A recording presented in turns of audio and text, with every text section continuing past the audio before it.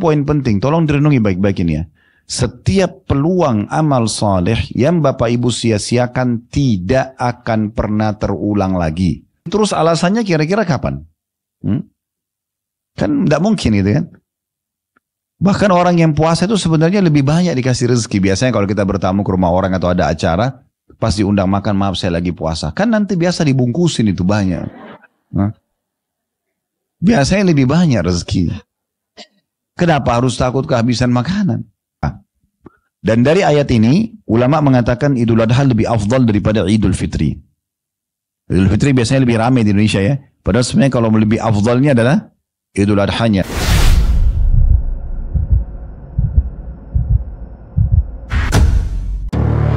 Assalamualaikum warahmatullahi wabarakatuh.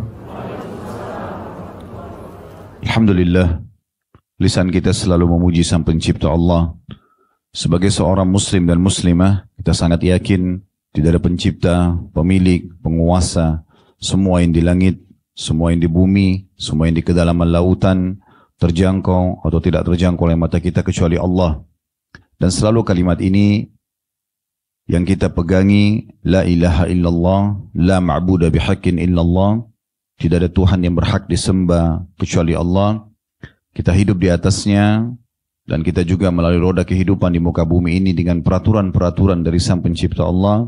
Yang halal kita nikmati, yang diperintahkan kita kerjakan, yang dilarang dan haram kita jauhi. Sampai ajal datang nanti, dan dengan penuh keyakinan pun kita akan menerima balasan yang mulia nantinya, yang abadi di surga di akhirat sana. Oleh karena itu, jadilah orang yang selalu bersyukur kepada Allah atas segala nikmat yang dilimpahkan kepadanya. Selanjutnya kita panjatkan atau dilimpahkan darinya. Selanjutnya kita panjatkan salam hormat kita kepada utusan Allah, Nabi besar Muhammad sallallahu alaihi wa ala alihi wa sahbihi wasallam, sebagaimana Allah telah perintahkan kita untuk mengucapkan salam hormat tersebut, dan tentu juga sebagai balas jasa kepada manusia terbaik ini yang telah menghabiskan 23 tahun dari masa hidupnya, 13 tahun di fase Mekah, semuanya hinaan, cacian, puncaknya diusir dari kampung halamannya. Dan kita tahu bagaimana pedihnya kalau seseorang diusir dari kampung halamannya. Kemudian 10 tahun di fase Madinah, semuanya penyempurnaan agama, sampai akhirnya Allah subhanahu wa ta'ala turunkan firman-Nya dalam surah Al-Ma'idah ayat 3 atau potongan, salah satu ayat potongan ayat dari ayat 3-nya, Al-yawma akmaltu lakum dinakum wa atmamtu alaikum ni'mati wa raditu lakumul Islam madina. Hari ini aku sempurnakan agama kalian, aku nikmat kepada kalian, dan juga aku ridha Islam sebagai agama kalian. Kesempatan ini insyaAllah seperti biasa, teman-teman sekalian, kita akan lanjutkan bedah buku yang kelihatannya kecil sebenarnya, tapi buku ini sangat padat dengan ilmu, dan Allah berikan taufik kepada Syekh Mahmud Al-Misri hafidhahullah dalam menyusun buku ini dengan judul 80 langkah cerdas agar selamat dari siksa neraka. Saya kembali ingatkan dulu berhubungan dengan masalah poin judul kita ini. Poin demi poin sudah kita bahas, dan hari ini insya Allah kita masuk ke langkah ke-19 ya, untuk selamat dari api neraka. Namun perlu kita garis bawahi, janji Allah subhanahu wa ta'ala benar Bapak Ibu sekalian. Siapa yang patuh, yang beriman, menjalankan perintah, meninggalkan larangan, maka janji Allah tidak akan mungkin salah. Dia akan bahagia, dia akan tentram, di dunia ini dia akan dapat panduan hidup, mendapatkan rezeki yang cukup, dan di akhirat dia akan masuk ke dalam surga. Tidak boleh ada keraguan dalam masalah ini. Jadi setiap kali di antara kita masih menghadapi masalah-masalah dalam hidupnya, maka pastikan berarti dia sedang bermasalah dengan Tuhannya. Karena janji Allah subhanahu wa ta'ala, orang-orang beriman akan dibahagiakan. Makin dia dekatkan dirinya kepada Allah, maka makin terbuka pintu-pintu rahmat, pintu rezeki, pintu kebahagiaan. Kalaupun ada ujian datang, maka Allah akan berikan dia perangkat untuk bisa keluar dari permasalahan tersebut.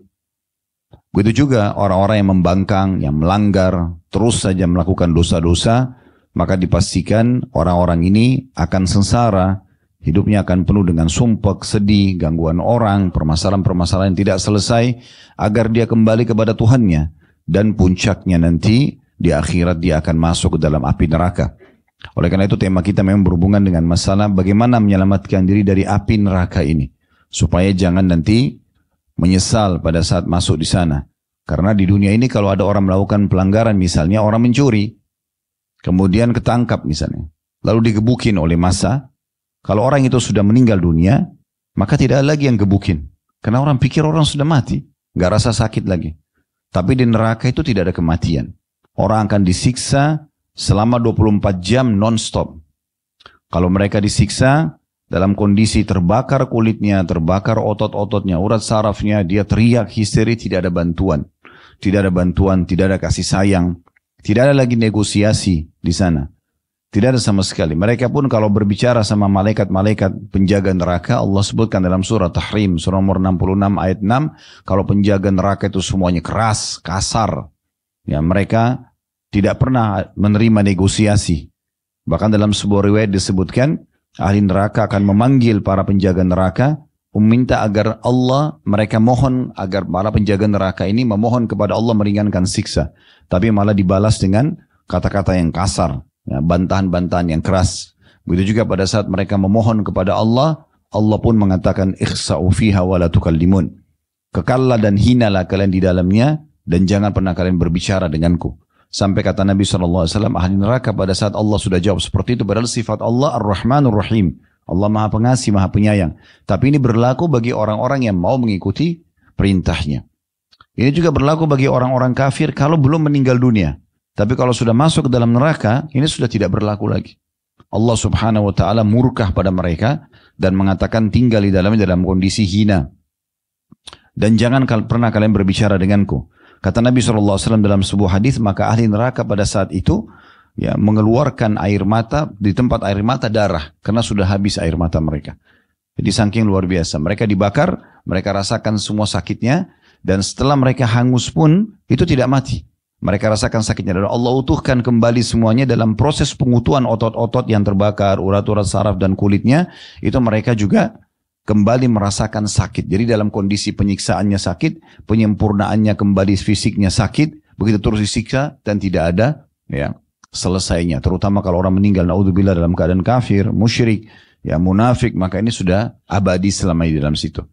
Orang-orang beriman pun yang dikenal dengan usatul mu'minin, orang-orang mukmin yang banyak melakukan perbuatan dosa, namun tidak sempat taubat di dunia, akhirnya masuk neraka dulu karena amal buruknya lebih berat daripada amal solehnya, itu juga tetap akan merasakan siksa. Dan ini siksa berat sekali. Bayangkan saja kalau, ini sering saya kasih contoh di pengajian, kalau kita ngambil korek gas kecil, kemudian membakar jempol kita sendiri, hitungan detik saja. Maka kita akan merasakan panasnya luar biasa. Kalau kita biarkan 1 menit mungkin matang tangan ini. Dan akhirnya harus operasi luka bakar. Itu saking sakitnya. Bagaimana orang kalau seluruh tubuhnya dibakar oleh api neraka tersebut. Jadi dari apa yang saya sampaikan dalam pembukaan ini, kenapa kita tidak mau menjadi orang baik-baik saja. Orang soleh dan soleha yang patuh kepada Allah Subhanahu wa Ta'ala, toh dijanjikan kebahagiaan, janjikan ketenteraman. Kalau orang jadi soleh dan soleha itu nggak bisa makan, nggak bisa minum, nggak bisa bekerja, nggak bisa biologis yang halal misalnya, tidak bisa menikmati dunia ini, maka mungkin wajar orang melanggar. Tapi orang beriman asal mereka betul, maka mengikuti perintah Allah Subhanahu wa Ta'ala, mereka akan bahagia. Mereka boleh makan, boleh minum, boleh bergaul, boleh bekerja, boleh mengejar prestasi tertinggi di dunia, boleh biologis tapi yang halal misalnya. Maka semua didapatkan. Sementara orang-orang yang melanggar ini, dipastikan mereka hanya merasakan kenikmatan dunia itu pun sebentar, dan setelah itu penuh dengan kesusahan hidup. Sumpek, sedih, sebagaimana saya bahasakan tadi, ini semua akan datang kepada orang-orang yang dasarnya masih punya pelanggaran dengan Tuhannya Allah Subhanahu wa Ta'ala. Siapa yang masih merasakan punya masalah, maka yang paling pertama dia introspeksi diri, hubungan dia dengan Tuhannya. Karena kalau hubungan sama Allah baik, maka akan baik semuanya. Kalau buruk, maka akan buruk semuanya. Itu saja kuncinya. Tidak usah lihat siapa orang-orang depan kita yang menjadi penyebab datangnya permasalahan dalam hidup kita. Tapi Allah Subhanahu wa Ta'ala sedang menguji kita melalui orang tersebut. Makanya sebagian ulama salaf mengatakan, aku mengetahui aku punya dosa kepada Allah kalau aku melihat perubahan sikap pada pasangan hidupku, pada tungganganku, bahkan tikus yang ada dalam rumahku. Sebagian di antara mereka, kalau jalan kemudian kakinya kesentuh batu saja, sudah cukup membuat mereka beristighfar dan langsung introspeksi diri, berarti ada sebabnya. Lewat di sebuah tempat tercium bau sampah saja, sudah cukup mereka membuat mereka beristighfar dan segera kembali kepada Tuhannya. Padahal lewat di tempat sebuah yang bau saja. Begitu sensitifnya mereka, karena semua itu tidak mungkin menimpa seseorang kalau dia tidak punya dosa. Pasti akan diselamatkan oleh Allah SWT, diberikan semuanya kebahagiaan. Sehingga matanya hanya melihat sesuatu yang menyenangkan dia, telinganya akan mendengarkan sesuatu yang menyenangkan dia, hidungnya akan hanya menghirup sesuatu yang menyenangkan buat dia, mulutnya, lidahnya akan mengecap dan mengucap sesuatu atau merasakan makanan juga yang hanya nikmat buat dia, badannya selalu sehat dan seterusnya. Ada seorang ulama di Saudi, umurnya sudah hampir 80 tahun, mengajar setiap hari ilmu agama. Satu waktu dia pergi dengan murid-muridnya ke satu daerah, naik kapal gitu di sebuah pulau, dan subhanallah di tengah lautan kapalnya itu rusak dan tidak bisa jalan lagi. Mereka juga tidak punya bantuan, sehingga akhirnya harus berenang cukup jauh tempatnya. Dan pada saat sebelum kejadian ini, semua muridnya mengetahui Syekh ini orangnya sangat bersahaja, orangnya sangat tenang, seperti orang yang cuma betul-betul datang antara dia dengan buku untuk mengajar. Tapi kuasa Allah Subhanahu wa taala pada saat itu justru dia yang turun berenang, dia menyelamatkan banyak muridnya sampai akhirnya selamat ke pulau terdekat dan akhirnya selamat setelah itu. Murid-muridnya bertanya setelah itu, kami Masya Allah tidak menyangka kalau ada power dan kekuatan di tubuh Anda seperti ini. Anda bisa berenang begitu jauh, Anda bisa menyelamatkan sekian banyak murid Anda. Kira-kira apa rahasianya? Maka bahasa dia sederhana. Dia bilang, karena saya tidak pernah gunakan tubuh ini bermaksiat kepada Allah, maka Allah pun menyelamatkan semuanya. Kalau Bapak Ibu lihat para ulama-ulama kita di Masjid Nabawi di Madinah, di Masjid Haram Mekah, kalau didengar suara mikrofonnya, satu waktu Anda umrah atau haji insya Allah, Anda kalau lagi sholat 5 waktu, biasanya kalau habis subuh, ya, itu dengar mikrofon ada suara. Para ulama sedang mengajar, ya. Banyak di sisi-sisi Masjid Nabawi biasa ada. Itu kita bisa dengarin kalau ngerti bahasa Arab, ya, karena hanya bahasa Arab saja. Itu kalau kita dengar suaranya lantang, mungkin lebih lantang daripada suara kami gitu. Tapi kalau kita lihat orangnya sudah 70 tahun umurnya, sudah sangat tua. Masya Allah, penglihatannya masih tajam, pendengarannya masih bagus. Kenapa Allah berkahi? Karena memang anggota tubuhnya tidak dipakai berdosa kepada Allah Subhanahu wa taala. Jadi ini poin perlu digarisbawahi menjadi pondasi dalam bahasan kita. Baik, insya Allah kita akan masuk ke langkah ke-19, ya. Cara cerdas untuk selamat dari api neraka, yaitu puasa sunnah. Berbicara masalah puasa, dan plus lagi di sini dikatakan sunnah. Karena puasa wajib semua orang sudah tahu. Ramadan mayoritas umat Islam puasa, gitu kan? Bahkan yang tidak pernah puasa sunnah pun puasa pada saat Ramadan. Tapi puasa sunnah ini yang banyak dilalaikan oleh orang-orang. Kenapa nggak puasa Senin Kamis? Kan cuman sunnah. Nah, kan sering gitu. Kenapa nggak puasa Ayyamul Bid 3 hari setiap bulan? Kan cuman sunnah. Atau kadang-kadang alasannya duniawi. Saya ada meeting, saya ada tamu, saya ada begini dan begitu, segala macam alasan. Sehingga akhirnya dianggap remeh perbuatan ini. Padahal sebenarnya puasa sunnah ini amal yang luar biasa. Pahalanya sangat besar. Kalau Bapak Ibu dalam kondisi puasa, kemudian datang ajal di saat itu, puasa sunnah, apalagi kalau puasa wajib, ya. Misalnya lagi puasa Senin atau puasa Kamis, kemudian meninggal pada saat lagi puasa sebelum azan maghrib, dapat tiket ke surga. Ya. Asal meninggal dalam kondisi sedang puasa. Kalau yang pegang bukunya lihat itu di halaman, ya, 33, ya. Hadits pertama di situ disebutkan oleh penulis, sabda Nabi SAW, man khutima lahu bisiyami yaumin dakhal al-jannah. Siapa yang akhir hidupnya ditutup dengan puasa sehari, maka dia akan masuk ke dalam surga. Ya, hadis riwayat Al-Bazzar. Dan ini hadis yang sahih. Artinya, kalau kita meninggal dalam kondisi sedang berpuasa, maka kita mendapatkan tiket surga. Oleh karena itu para sahabat, para tabi'in, orang-orang saleh sebelum kita, mereka biar sudah sangat tua, tetap aja puasa. Ya, ada di antara mereka sudah 90 tahun tetap puasa. Disuruh buka puasa oleh orang-orang, dia tidak mau. Karena mereka mengejar keutamaan ini. Kalau sampai pun meninggal, ajal datang, ya sudah dapat tiket surga. Kenapa enggak puasa? Dan Ramadan kemarin sudah melatih kita agar terbiasa melaksanakan ibadah puasa. Ini jangan sampai setelah Ramadan kita enggak pernah puasa lagi. Selalu anggap remeh. Ya nanti saya akan puasa. Ya nanti saya akan puasa. Sampai kapan kata-kata nanti? Ingat hadis yang pernah kami sebutkan. Hadis ini diriwayatkan oleh sebagian ulama. Ya, seingat saya Al-Baihaqi meriwayatkan ini. Seingat saya, kalau saya keliru mohon maaf. Tapi hadis ini hadis yang dipegang oleh para ulama. Kalau ahli surga itu pada saat masuk ke dalam surga, sudah selamat masuk ke dalam surga ya, mereka masih menyesali peluang-peluang amal soleh yang dulu luput dari mereka di dunia. Sudah masuk surga tapi tetap menyesal. Kenapa? Karena kalau mereka kerjakan ternyata derajatnya bisa lebih bagus. Tapi sudah nggak bisa lagi beramal. Nggak bisa lagi beramal. Oleh karena itu jangan tunda. Kenapa? Kenapa nggak puasa Senin Kamis? Kenapa tidak puasa Iyamul Bid? Kenapa? Masalahnya apa? Matikah karena puasa? Kan tidak. Kalau hanya sekedar malas, lawan malasnya. Kalau hanya sekedar mau ingin ketemu dengan orang meeting, kenapa? Meeting saja. Dalam kondisi puasa nggak ada masalah. Suasana kita sering mendapatkan pahala di Ramadan dengan membuka puasakan orang, ngejar buka puasa. Kenapa kita nggak raih setiap pekan? Ada Senin Kamis, ajak teman-teman sama-sama buka puasa, kirimkan makanan buka puasa. Kenapa nggak dilakukan? Pertanyaan sederhana, sampai kapan tidak mau kerjakan ibadah sunnah ini? Kan gitu. Padahal sebenarnya peluangnya ada. Badan masih sehat, masih mampu. Gitu kan. Dan ini pahalanya sangat besar. Kita harusnya bisa mengerjakan. Dalam sebuah hadis misalnya, tentang puasa Senin Kamis saja dikatakan, ditanyakan kepada Nabi SAW, kenapa anda puasa Senin dan Kamis? Kata Nabi SAW, karena pada hari Senin dan Kamis, amal-amal sedang dilaporkan ke langit. Dan aku ingin pada saat dilaporkan, aku sedang puasa. Kenapa Nabi SAW pilih puasa? Karena dia adalah ibadah yang paling besar pahalanya. Kan hadis yang masyhur di Ramadan, mungkin Bapak Ibu tidak asing sering dengar hadis ini ya. Hadis Bukhari Muslim. Ya, sesungguhnya seluruh amal anak Adam sudah ditentukan kadar pahalanya 10 sampai 700 kali lipat. Lalu Allah Azza wa Jalla berfirman, kecuali puasa. Karena dia milikku dan aku akan membalasnya secara langsung. Dia meninggalkan makanan, laparnya, makanannya, minumannya, syahwatnya karena aku. Dan orang puasa memiliki dua kelebihan, kegembiraan pada saat dia sedang buka puasa karena hilang dahaganya dan laparnya, dan kegembiraan yang kedua pada saat bertemu dengan Tuhannya. Bagaimana bahagianya kita pada saat meneguk minuman dingin ya, atau minuman hangat pada saat buka puasa dan akhirnya kita sudah segar kembali. Lebih bahagia lagi pada saat kita bertemu dengan Allah karena balasan luar biasa nanti di surga ya. Oleh karena itu pertanyaan sederhana, selalu tanya begitu, kenapa saya tidak kerjakan? Ada satu poin penting, tolong direnungi baik-baik ini ya.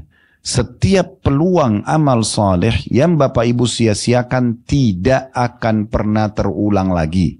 Ini sudah saya ingatkan pada bulan yang lalu, saya ingatkan kembali. Jadi kalau sekali kita nggak puasa kemarin Senin misalnya, dosa nggak? Enggak, karena kan amalan sunnah. Tetapi kalau Bapak Ibu sudah dengar sekarang dari kami misalnya, oh ternyata orang puasa itu besar keutamanya. Saya mau puasa. Kita nggak bisa minta sama Allah kembali lagi hari Senin, saya mau puasa. Udah nggak bisa. Akan dicatat di buku amal kita. Sampai hari kiamat nanti, Senin kemarin si Fulan dan Fulana tidak puasa. Dan dia rugi sendiri. Sementara orang yang puasa, toh hidup bersama dia, toh juga makan, ada sahur sebelum adzan subuh, toh setelah buka puasa bisa makan, gitu kan? Dan malah sehat, karena kita tidak sibuk dengan makanan tersebut. Berapa banyak orang yang sibuk karena urus makan siang saja, 2-3 jam habisin waktu.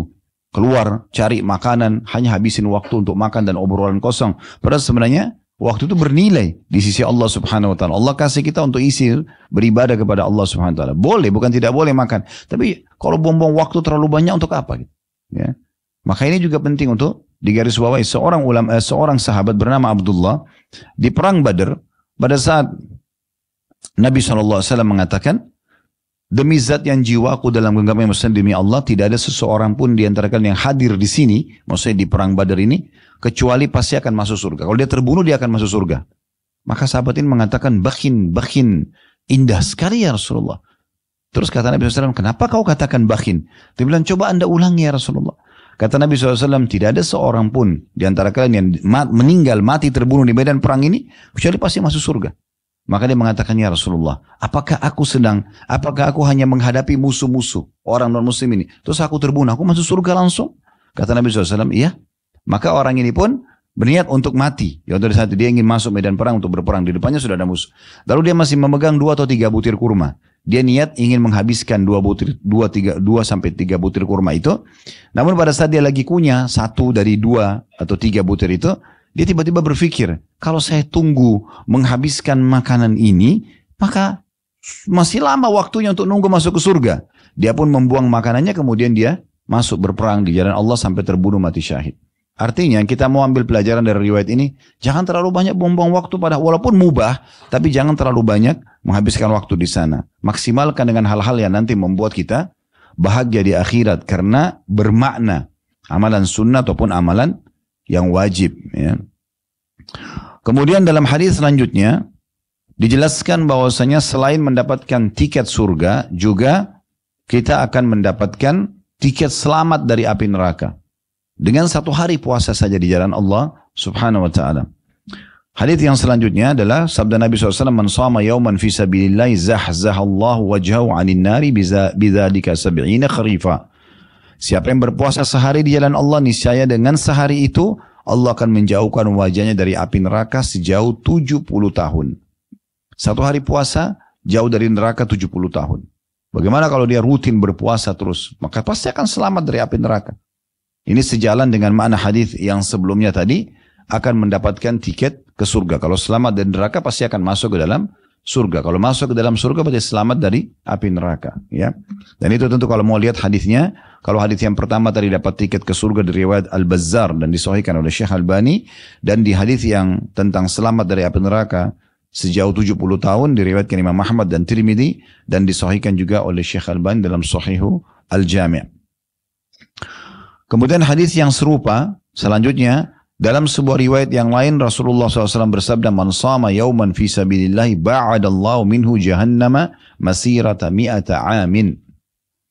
Barang siapa, kata Nabi SAW, yang puasa sehari di jalan Allah, maka Allah akan menjauhkannya dari api neraka Jahannam sejauh perjalanan 100 tahun.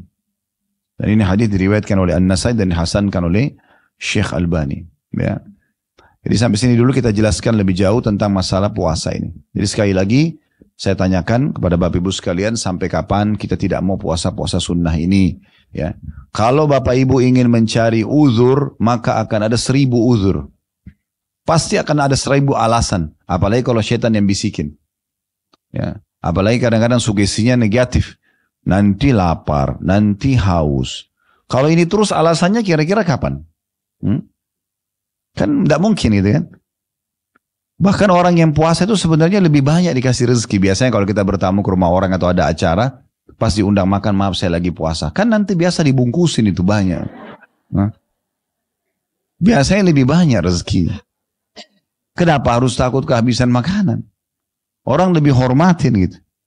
Belum lagi banyak sekali hadis tentang orang puasa itu mustajab doanya. Kata Nabi SAW, "Thalathatun la turaddu da'watuhum." Ada 3 orang tidak akan pernah ditolak doanya. Gitu kan? Lalu Nabi SAW sebutkan itu. Selain al-imamun adil, pemimpin yang adil, kemudian ada da'watu as-saim. Ya.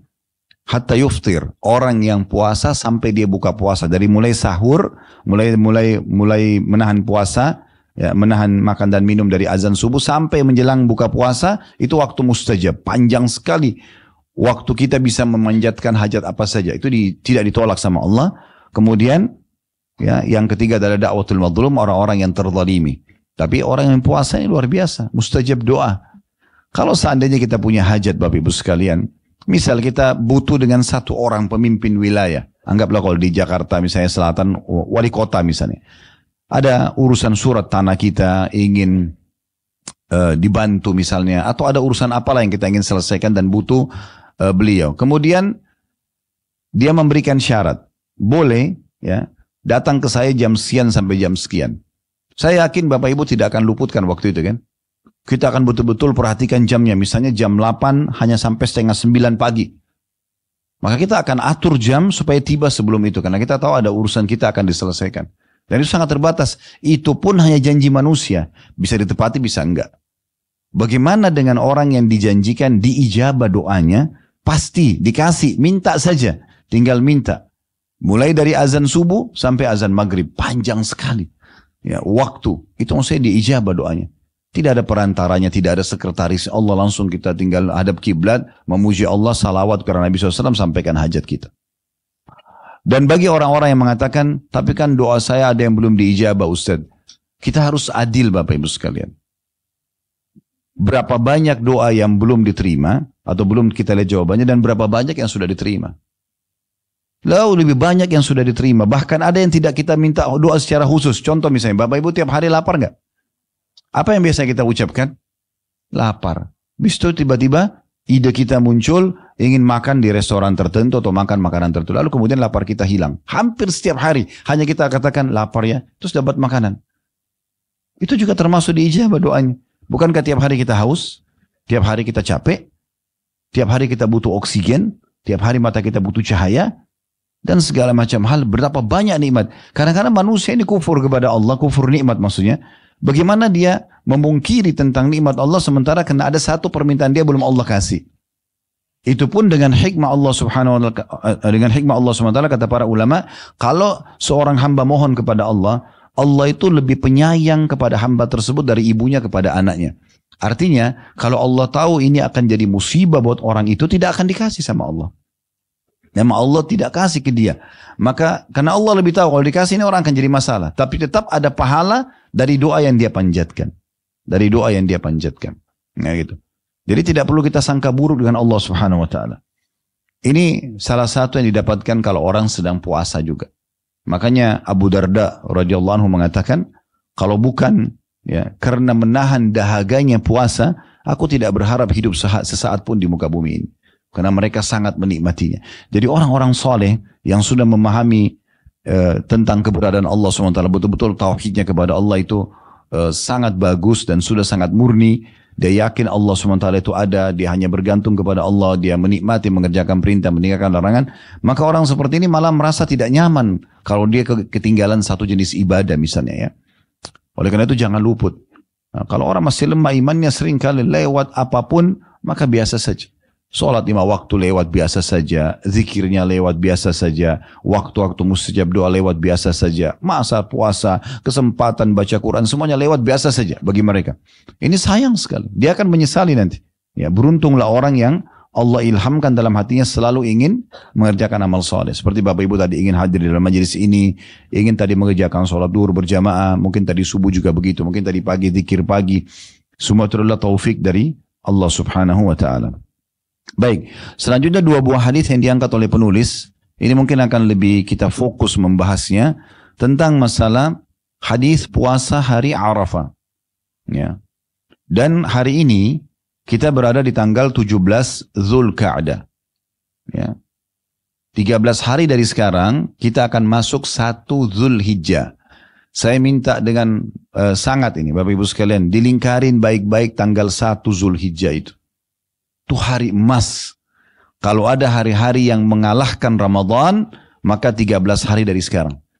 Ya, hari ke-14 maksudnya tanggal 1 Zulhijjahnya sampai 10 Zulhijjah itu adalah hari-hari emas kita. Di sini diangkat oleh beliau, nanti akan saya jelaskan panjang lebar ya insyaallah. Ini dijelaskan oleh beliau, diangkat hadis Nabi SAW, diriwayatkan Ibnu Majah dan disahihkan oleh Syekh Albani. Kata Nabi SAW, "Man shama yawma Arafah, ghafarallahu sanatain. Sanatun amamahu wa sanatun atau sanatan amamahu wa sanatan khalfahu." Siapa yang berpuasa pada hari Arafah, maka Allah akan mengampuni dosanya selama 2 tahun.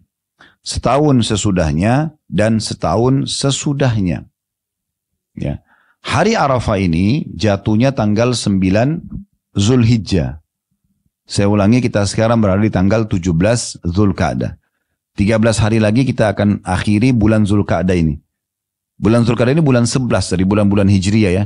Nanti Bapak Ibu akan masuk setelah itu, 2 pekan, setelah pekan 2 pekan dari sekarang kita akan masuk tanggal 1 Zulhijjah.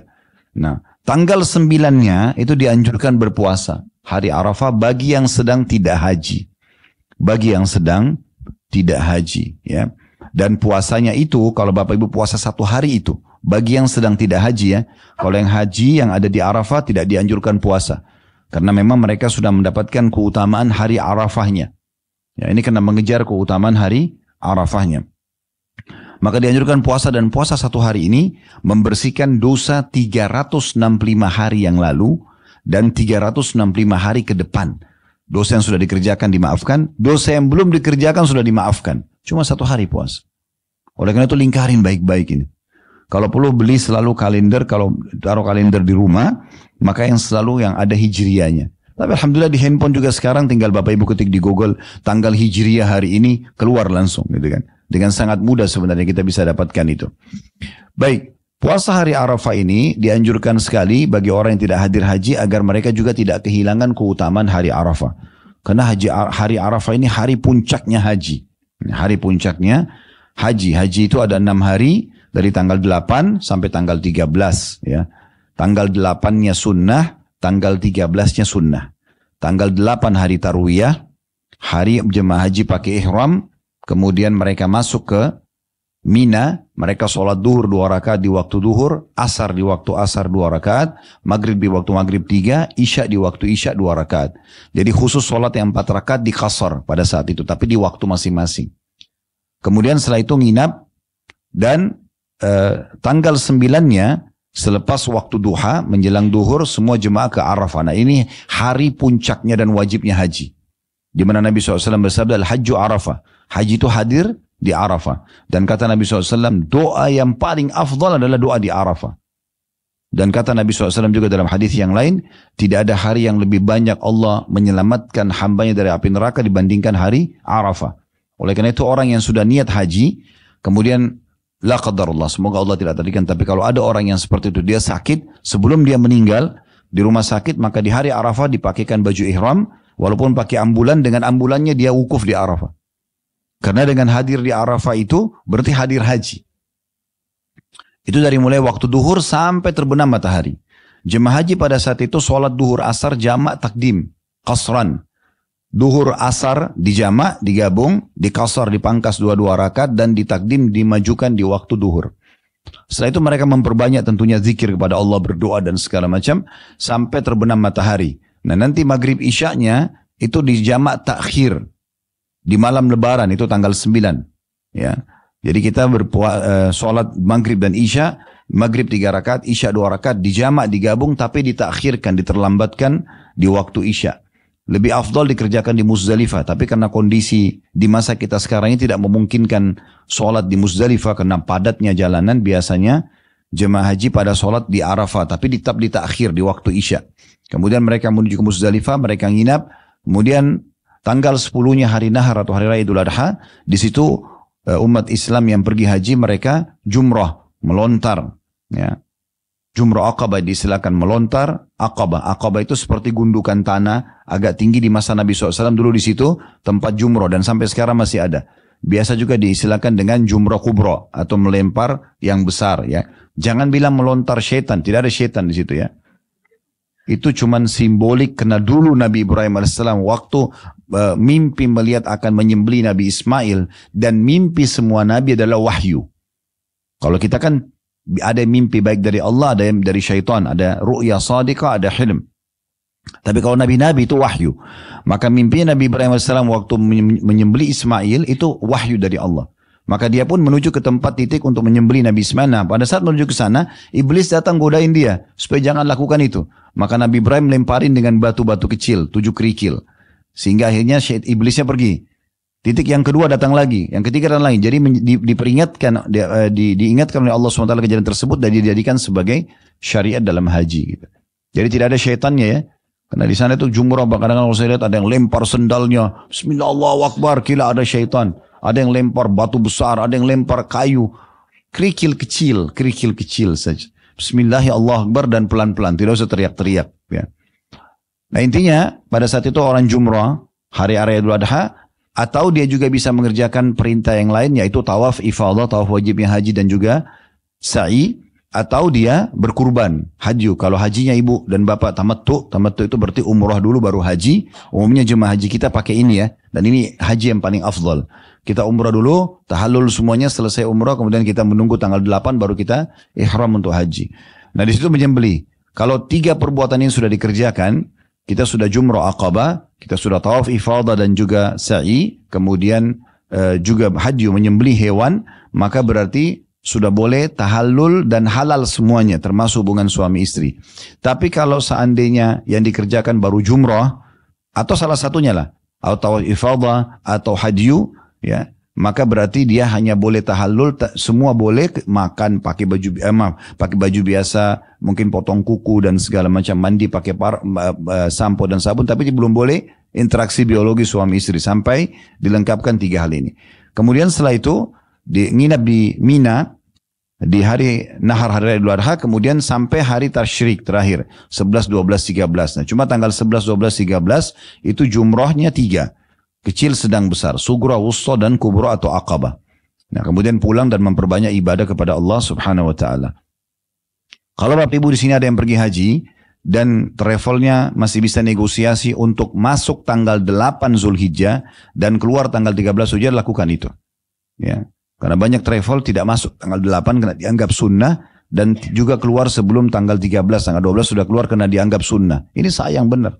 Allah SWT mengatakan liman ittaqa, orang yang bertahan sampai tanggal 13 itu bagi orang yang lebih bertakwa. Kenapa kita tidak lakukan ini? Sayang sekali. Ya. Oleh karena itu kami di Uhud itu betul-betul menanamkan ini harus jalan, tidak bisa tidak masuk tanggal 8 dan keluarnya juga nanti tanggal 13. Jauh lebih tepat sesuai dengan sunnah. Ringkas cerita Bapak Ibu sekalian, inilah rangkaian ibadah haji, dan kenapa saya sebutkan ini? Karena di 10 awal bulan Zulhijjah, amal yang paling afdal adalah haji. Amal yang paling afdal adalah haji. Namun sebelumnya kita coba lihat dulu ya. Silakan dibuka ayat-ayat Al-Quran ini, supaya kita tahu tentang kedudukan 10 awal bulan Zulhijjah ini. Yang pertama itu tentunya surah Al-Fajr yang sangat masyhur, surah Al-Fajr ya. Di ayat 1 dan ayat 2-nya saya bacakan, wal fajri walayalin ashr. Kalau mau ditambah dengan ayat 3-nya wasyaf'i wal watr, itu juga bisa ya. Wal fajri maksudnya demi waktu subuh. Kemudian walayalin ashr, dan 10 malam berturut-turut sebelum subuh itu. Wasyaf'i wal watr, dan hari ke-8-nya juga hari ke-9-nya. Nah, surah Al-Fajr 3 ayat pertama ini bicara tentang 10 awal bulan Zulhijjah. Nah, ini yang saya bahasakan tadi, 13 hari dari sekarang kita akan masuk 1 Zulhijjah. Nah, ini hari-hari emas kita ini. Nah, Allah sebutkan di sini wal fajr, wawunya ini wawu qasam. Wawu qasam itu wawu sumpah. Allah bersumpah di sini, ya. Dan fajar maksudnya subuh. Ada yang mengatakan subuh semuanya 10 hari itu, dari 1 Zulhijjah sampai 10 Zulhijjah. Ada yang mengatakan subuhnya Idul Adha. Dan dari ayat ini ulama mengatakan Idul Adha lebih afdal daripada Idul Fitri. Idul Fitri biasanya lebih ramai di Indonesia ya. Padahal sebenarnya kalau lebih afdalnya adalah Idul Adha-nya. Karena Allah berfirman, setelah sholat Idul Fitri kita sudah tidak ada perintah ibadah khusus. Jadi boleh silaturahim keluarga, boleh buat aktivitas selama tidak haram dalam agama, boleh saja.